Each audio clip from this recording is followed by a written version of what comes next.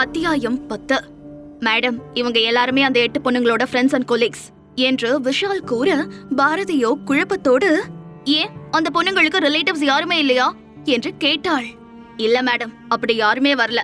Ashok sir அவங்க கிட்ட எல்லாம் அந்த பொண்ணுங்களை பத்தி விசாரிச்சுட்டு இருக்காரு. ஆனா அவங்க சொல்ற ஒரே பதில், அந்த பொண்ணுங்க எல்லாருமே ஆர்ஃபனேஜ்ல வளர்ந்த பொண்ணுங்க. நம்ம கொடுத்த நியூஸ் பார்த்துட்டு தான் எல்லாருமே இங்க வந்திருக்காங்க என்று விஷால் கூற, அதில் அதிர்ச்சியானாள் பாரதி. சரி, இப்ப அவங்க எல்லாரும் எங்க இருக்காங்க என்று பாரதி கேட்க, விஷால் அவர்கள் இருந்த இடத்திற்கு கூட்டி சென்றான். அங்க ஏற்கனவே அசோக் அவர்களை எல்லாம் விசாரித்துக் கொண்டிருந்தான்.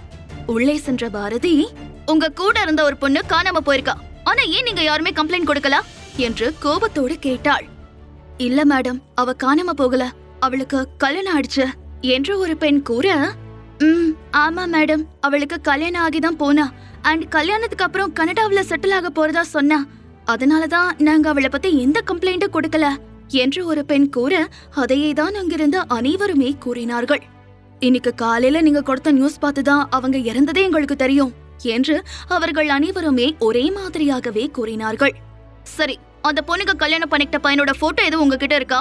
நீங்க யாராவது அவனை பாத்திருக்கீங்களா என்று கேட்டாள் பாரதி. மேடம், என்கிட்ட என் ஃப்ரெண்டோட கல்யாண போட்டோ இருக்கு. அவ கல்யாணம் ஆன உடனே அவங்க 2 பேரும் சேர்ந்து எடுத்த போட்டோவை எனக்கு அனுப்புனா. ஒரு நிமிஷம் இருங்க என்றவள் அந்த போட்டோவை பாரதியிடம் காட்டினாள். விஷால், நான் அந்த கிஷோரோட ஸ்கெட்ச் ரெடி பண்ண சொன்னேன்ல, ரெடி பண்ணியாச்சா என்று பாரதி கேட்க, ரெடி பண்ணியாச்சு மேம், இருங்க ஒரு நிமிஷம் என்றவன் கிஷோரின் ஸ்கெட்ச் எடுத்து வர, அதே நேரம் அந்த பெண்ணும் தன் போனில் இருந்த போட்டோவை காட்ட, இரண்டுமே ஒரே புகைப்படமாக இருந்தது. அப்போ அவன் சொன்னது உண்மைதான் என்று தனக்குள்ளே முணுமுணுத்துக் கொண்டாள் பாரதி. சரி, ஒரு விஷயம் சொல்லுங்க, உங்க ஃப்ரெண்ட் கல்யாணம் பண்ணிக்க போறேன்னு உங்ககிட்ட சொல்லும் போது நீங்க யாருமே இந்த பையனை பத்தி விசாரிக்கலையா என்று பாரதி கேட்க, விசாரிச்சோம் மேடம், ஆனா அதுக்கு அவங்க யாருமே சரியா பதில் சொல்லவே இல்ல என்று ஆளுக்கு ஒரு பதிலாக கூறினார்கள்.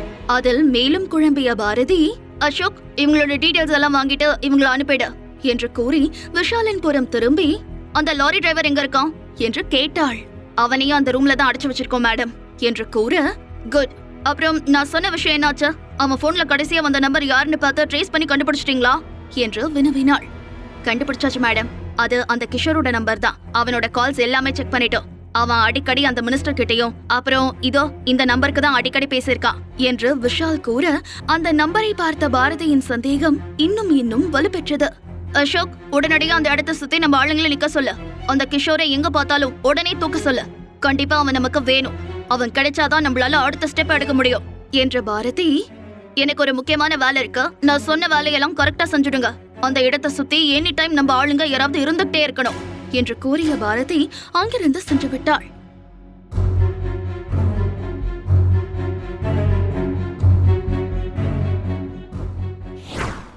ரோஹித், எங்கடா அந்த தடிமாடு என்று கேட்டவாறே அந்த வீட்டிற்குள் நுழைந்தாள் பாரதி.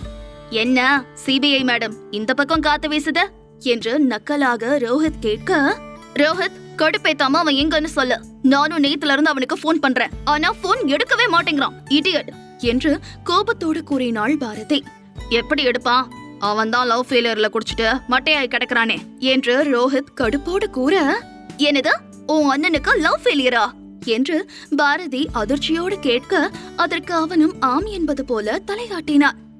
இவனுக்கு குடிக்கிறதுக்கு இப்படி கேவலமான காரணம் வேற, எல்லாம் என் தொலை எழுத்து என்று புலம்பியவாறே கோபத்தோடு மேலே சென்ற பாரதி ஒரு அறையின் கதவை திறக்க, அங்கே பல சட்ட புத்தகங்களுக்கு இடையே கவிழ்ந்தடித்து தூங்கிக் கொண்டிருந்தான் ராகவ். டே ராகவ், இடியட், எந்திரடா, ஒரு முக்கியமான விஷயம் பேசணும் என்ற பாரதி எப்படியோ கஷ்டப்பட்டு 10 நிமிட போராட்டத்திற்கு பின்பு அவனை எழுப்பி அமர வைத்து விட்டாள். ஏய், இப்ப என்னதாண்டி உனக்கு பிரச்சனை? கொஞ்ச நேரம் கூட நிம்மதியா இருக்க விட மாட்டியா என்று கேட்டவாறே ராகவ் எழுந்து அமர்ந்தான். டே இடியட், நான் உன்கிட்ட ரொம்ப முக்கியமான விஷயம் பேசணும், சோ ஃபேஸ் வாஷ் பண்ணிட்டு வா என்று கூறிய பாரதி அவனை இழுத்து சென்று பாத்ரூமுக்குள் விட்டுவிட்டு அந்த இடத்தை சுத்தம் செய்ய சிறிது நேரத்தில் ராகவும் ரெஃப்ரெஷ் ஆகிவிட்டு வந்தான். இப்ப சொல்லு, என்ன பேசணும், அப்படி என்ன முக்கியமான விஷயம் என்று சிடுசிடுப்போடு கேட்டவனை நிமிர்ந்து பார்த்த பாரதி, எதுக்குடா இப்படி கண்ணு செவந்து போற அளவுக்கு குடிச்சிருக்க? அப்படி உனக்கு என்ன தாண்டா பிரச்சனை என்று கேட்டாள். லவ் ஃபெயிலியர் என்று கூறியவனை மேலிருந்து கீழாக ஒரு பார்வை பார்த்துவிட்டு, ராகவ், நான் ஏற்கனவே சம கோவத்துல இருக்கேன், ஒழுங்கு மரியாதையா நான் சொல்ற விஷயத்த கவனமா கேளு என்று கூறி பாரதி தன்னிடம் இருந்த ஃபைலை அவனிடம் கொடுத்தாள். என்ன இது என்றவாறே அந்த ஃபைலை பிரித்து படித்தவன் கண்கள் அதிர்ச்சியில் விரிய, ரதி, வாட் இஸ் திஸ்? இல்ல, இதுக்கு வாய்ப்பே இல்ல என்றவாறு தன் கையில் இருந்த அந்த ஃபைலை ராகவ் தூக்கி வீச அதிலிருந்த அனைத்து டாக்குமெண்ட்ஸும் மூளைக்கு ஒன்றாக சென்று விழுந்தது. அதில் சில இறந்து போன அம்முவின் புகைப்படங்களும் கூட. ரதி, இதுல இருக்கிறது உண்மையா? நம்ம அம்முக்கு என்ன ஆச்சு என்று கலங்கிய கண்களோடு ராகவ் கேட்க, பாரதியும் டாக்டர் தன்னிடம் கூறியது, அதன் பின் இதுவரை நடந்தது என்று அனைத்தையும் அவனிடம் கூறினாள். இதுக்கு காரணம் யாருன்னு ஏதாவது தெரிஞ்சுதா என்று ராகவ் கோபமாக கேட்க, பாரதியும் அதற்கு ஆம் என்பது போல் தலையாட்டினாள். அப்ப குற்றவாளி யாருன்னு கண்டுபிடிச்சிட்டியா என்று ராகவ் கேட்க, ஆமா, கிட்டத்தட்ட. ஆனா எனக்கு இந்த கேஸ்ல நிறைய சந்தேகம் இருக்கு. அந்த சந்தேகத்துக்கெல்லாம் ஒரே ஒரு தீர்வு ஆர்கே ஹாஸ்பிட்டல்ல தான் இருக்கு என்று பாரதி கூறினாள். ராகவ், நீ எனக்கு கொஞ்சம் ஹெல்ப் பண்ணு. இப்போதைக்கு இந்த கேஸ்ல என்னால வேற யாரையும் நம்ப முடியாது. நீ மட்டும்தான் எனக்கு இருக்கிற ஒரே நம்பிக்கை. நம்ம அம்மு அப்புறம் அந்த 8 அப்பாவி பொண்ணுங்க சாவுக்கு காரணமான யாரையும் நம்ம சும்மா விடக்கூடாது ராகவ் என்றவளின் கோபம் இன்னும் இன்னும் அதிகமாகிக் கொண்டே சென்றது. பாரதி கூறுவதும் சரி என்று உணர்ந்த ராகவ், இப்ப நான் என்ன பண்ணணும் என்று கேட்க, பாரதியும் அடுத்தடுத்து தாங்கள் செய்ய வேண்டிய விஷயங்களை பற்றி அவனிடம் கூறினாள்.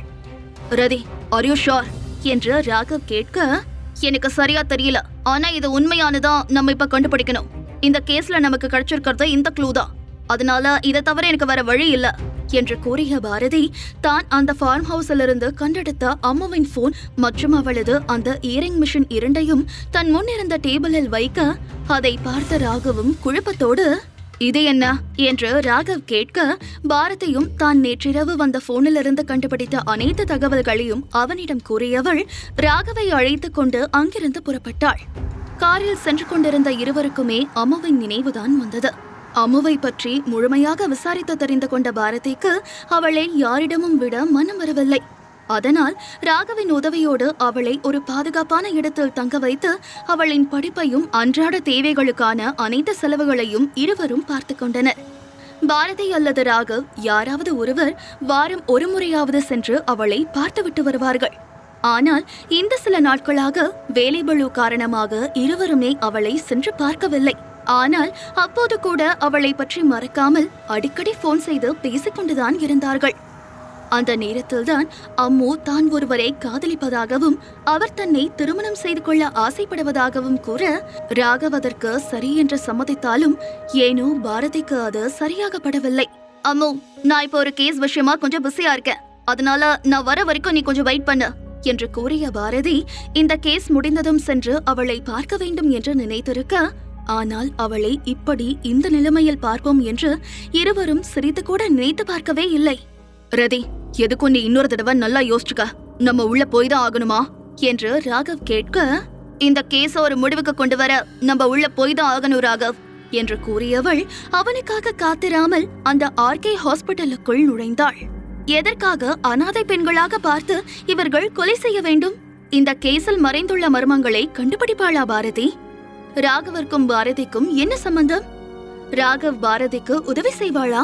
அந்த ஆர்கே ஹாஸ்பிட்டலில் மறைந்துள்ள மர்மம் தான் என்ன? இந்த கேள்விகளுக்கான விடைகளை தெரிந்து கொள்ள தொடர்ந்து கேளுங்கள் MX ஸ்டுடியோ தமிழ்.